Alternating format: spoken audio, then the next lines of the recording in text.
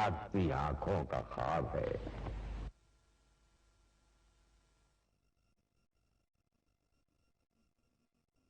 صبا اکبر آبادی جدید مرثیہ نگاروں میں بہت اہم نام ہے۔ اہم اس لحاظ سے کہ اردو مرثیے کی 400-500 سالہ تاریخ، ویسے تو مرثیے کی تاریخ اردو نظم کی تاریخ ہے، اردو شاعری کی تاریخ ہے، لیکن صبا اکبر آبادی صاحب نے سن 36 میں جب شکست یزید اپنا پہلا مرثیہ پیش کیا جو ذکر و فکر میں شامل بھی ہے، اس وقت ایک بات تو طے ہو گئی تھی کہ موضوعات کے حوالے سے مرثیہ نگاری کا آغاز ہوا، اور میرا خیال یہ ہے کہ جس قدر خوبصورتی کے ساتھ صبا اکبر آبادی صاحب عہدہ برا ہوئے ہیں اس بڑے فرض سے، چونکہ 36 جو ہے وہ ترقی پسند مصنفین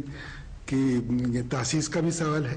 اور موضوعات بہت اہم ہوتے جا رہے تھے۔ اس سال سے معلوم یہ ہوتا ہے کہ ہماری شاعری جو ہے وہ صرف بطون ذات یا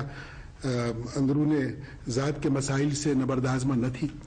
یا اس کو نہیں رہنا چاہیے تھا کچھ لوگوں کے خیال میں، تو مرثیے میں بھی تبدیلی آئی، اور مرثیے میں تبدیلی اس طرح سے آئی کہ نئے زمانے کے جو مطالبات تھے مرثیہ نگاروں سے وہ بہرحال بہت اہم ہوتے چلے گئے۔ صبا اکبر آبادی صاحب نے اپنے پہلے مرثیے ہی سے یہ ثابت کیا کہ غزل کے ایک بہت اچھے شاعر ہونے کے حوالے سے، اور غزل بنیادی شرط ہے مرثیے کی،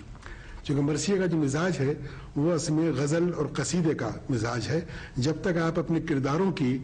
تعریف بہت خوبی اور حسن ادا کے ساتھ نہیں کر سکتے، جب تک آپ پورا کنفلکٹ، پوری کشمکش سامنے نہیں لا سکتے انسانی جذبات کی، انسانی محسوسات کی، اس وقت تک غالباً بات نہیں بنتی۔ یہی وجہ ہے کہ صبا اکبر آبادی صاحب نے اپنے آپ کو بحیثیت غزل گو کے منوا کر مرثیے کی جانب قدم بڑھایا، اور اپنے پہلے ہی مرثیے سے وہ چھا گئے۔ آسرا کوئی نہیں لیکن خدا کا آسرا، ہر قدم پر صرف روح ہے مصطفیٰ کا آسرا، فاطمہ کا آسرا، مشکل کشا کا آسرا، اور پھر خود اپنے پیمان وفا کا آسرا، اور پھر خود اپنے پیمان وفا کا آسرا، جد کا وعدہ آسرا نکلا نواسے کے لیے، اور موجے کوثر ہو گئی بےتاب پیاسے کے لیے۔ وہ جفا کا دور، وہ فتنے، وہ شر، وہ شور و شین، دین احمد زندگی اور موت کے تھا بین بین، سادگی کو کھا گیا ہوتا ہجوم زیب و زین، دی پناہی کو نہ اٹھتے اب تو کیا کرتے حسین، ایک محور بن گئے ہر عمر ہر سن کے لیے، ان کو رکھا تھا مشیت نے اسی دن کے لیے۔ ہم عاشقان آل محمد ہیں اے صبا، ہم عاشقان آل محمد ہیں اے صبا، زندہ رہیں گے نام ہمارے فنا کے بعد، زندہ رہیں گے نام ہمارے فنا کے بعد۔ فنا کے بعد زندگی،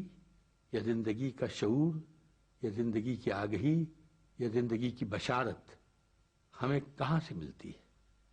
ظاہر ہے کربلا سے ملتی ہے، امام حسین کی شہادت سے ملتی ہے۔ آج یہی موضوع میری گفتگو کا ہے، اور اس موضوع پر جیسا کہ میں نے آپ کو شعر سنایا حضرت صبا اکبر آبادی کا، حضرت صبا کی مرثیوں سے متعلق گفتگو ہوگی۔ آپ اگر مرثیے کے حوالے سے چلتے ہیں تو میر انیس اور مرزا دبیر سے بڑا مرثیہ نگار ہمیں نہیں نظر آتا، اور انہوں نے مرثیے کو جس مقام پہ پہنچا دیا اس کے آگے کے امکانات پھر ہمارے سامنے نہیں آتے ہیں۔ اس کے لیے ظاہر ہے کہ ہم دیکھتے ہیں کہ ایک بڑا شاعر ہمارے سامنے آتے ہیں، جیسے علامہ اقبال تو ہیں بلا شبہ،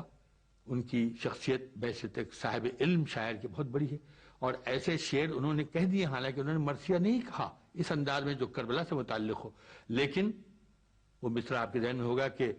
نہایت اس کی حسین ابتداء اسماعیل، یعنی قربانی ایثار کے حوالے سے حضرت ابراہیم علیہ السلام کے بیٹے حضرت اسماعیل علیہ السلام سے لے کر امام حسین تک ایک مصرے میں ساری بات سمیٹ کر اور ساری حقیقت بتا دی. لیکن ان کا موضوع یہ نہیں تھا، ان کا موضوع کچھ اور بھی تھا. لیکن حضرت جوش ملی آبادی ان کے بعد آتے ہیں، ان کی زندگی ہی میں اپنی شخصیت کو منوا لیتے ہیں. تو یہ بھی کوئی بڑی چھوٹی بات نہیں ہے، بڑی بات ہے کہ علامہ اقبال جیسی شخصیت کے سامنے اپنی شخصیت کا تعین کر لینا، اور بلا شبہ یہ بڑے ہنر اور بڑی زباندانی اور بڑی قادر الکلامی کی بات ہے.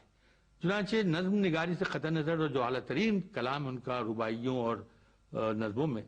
مرثیے میں بھی جوش صاحب نے ایک نیا رخ دیا اور وہ زاویہ سامنے رکھا جس سے نئے راستے نکل آئے. بلا شبہ آپ ان کی مرثیے دیکھیے، موجد و مفکر، حسین الانقلاب اور ایسے تمام، جس سے پتہ چلتا ہے کہ وہ موضوع کے ساتھ رہتے ہوئے آگے نکل گئے ہیں اور نئی راہوں پہ آپ کو لے جانا چاہتے ہیں. اس کے بعد اگر کوئی بڑا نام آتا ہے اور مرثیے میں بہت معتبر نام آتا ہے تو وہ حضرت صبا اکبر آبادی. تاریخ کا بہت ہی ایماندارانہ مطالعہ کرتے ہوئے، ادب کی بڑی چھان بین کرتے ہوئے، ایک ناقدانہ نگاہ ڈالتے ہوئے، پوری نفاست فکر کے ساتھ بھی اگر ہم سوچیں گے تو صبا صاحب کا کام ہمارے سامنے اتنے بڑے پیمانے پہ آتا ہے کہ وہ بنیادی طور پر غزل کے شاعر ہیں. رباعی بھی انہوں نے کہی اور ایسی کہی کہ آپ کے سامنے کہ حضرت امیر خسرو اردو کے پہلے شاعر، اردو کے سب سے بڑے شاعر غالب اور فارسی کے بڑے شاعر حافظ، ان سب کی رباعیات کو رباعیوں میں ترجمہ کیا. اور بڑے ناقدین نے کہا کہ اگر غالب بھی اپنی رباعی کا ترجمہ کرتے یا حافظ بھی اپنی رباعی کا ترجمہ فرض کیجئے اردو میں کرتے، ہرچند کہ اردو ان کی زبان نہیں تھی، تو شاید یہی کرتے. یہ ایک بڑا ٹریبیوٹ ہے. اور غزل تو ظاہر ہے کہ ان کے جو مجموعے ہیں آپ نے دیکھے ہیں، اوراق گل ہے، ثبات ہے، اور دوسرے چراغ بہار ہے، یہ غزلوں کے مجموعے ہیں. لیکن مرثیے میں صبا صاحب نے جو کام کیا، سب سے بڑا اور حیرت ناک کام تو یہ ہے، دیکھیے جو شاید تاریخ میں نوٹڈ ہوگا اور یقین ہونا چاہیے، کہ 72 مرثیے ان سے منسوب ہے. اور آپ کو پتہ ہے کہ کربلا میں 72 حضرات شہید ہوئے تھے. میں بھی ہوں ایک قدیم مدح خاں حسین کا، تھامے ہوئے ہوں گوشے داماں حسین کا، پہچانتا ہوں دہر پہ احساں حسین کا، آنکھوں میں پھر رہا ہے گلستان حسین کا.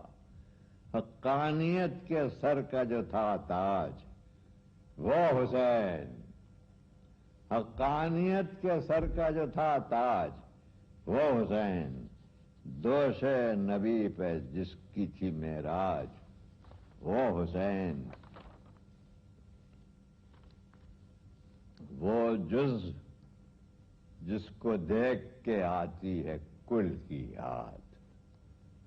وہ غنچہ جو دلاتا ہے شاداب گل کی یاد، وہ تشنا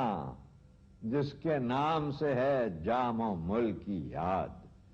وابستہ جس کے دم سے ہے ختم الرسول کی یاد.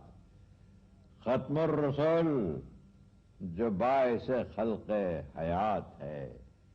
جو پیشوا و ہادی کل کائنات.